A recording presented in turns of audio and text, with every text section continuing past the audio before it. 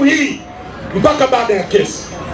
Tunahitaji wote tarehe 24 tukutane pale Kisutu kumuunga mkono na aone Watanzania wanamuunga mkono.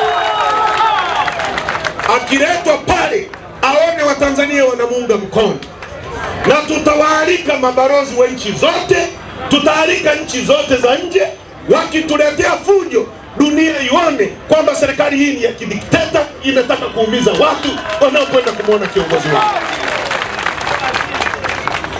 Hatutafanya fujo, na ninawasihi usibebe hata jiwe, beba kopo lako la maji, funga kitambaa cheupe hapa kuonesha tunataka amani, lakini tunamuunga mkono kiongozi wetu ambaye amepewa kesi ya uongo tarehe 24.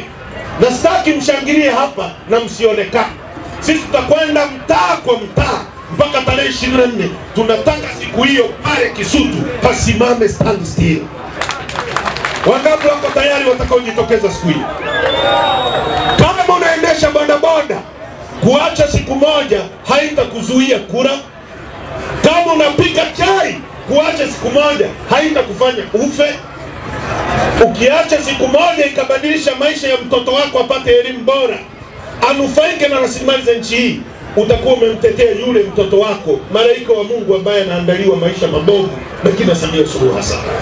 CCM imekuwa madarakani kwa miaka 63.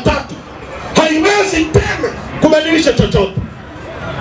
Iko hivi, matatizo hayawezi kutatuliwa na kiwango kile kile cha fikra kilichosababisha matatizo haya. Haiwezekani.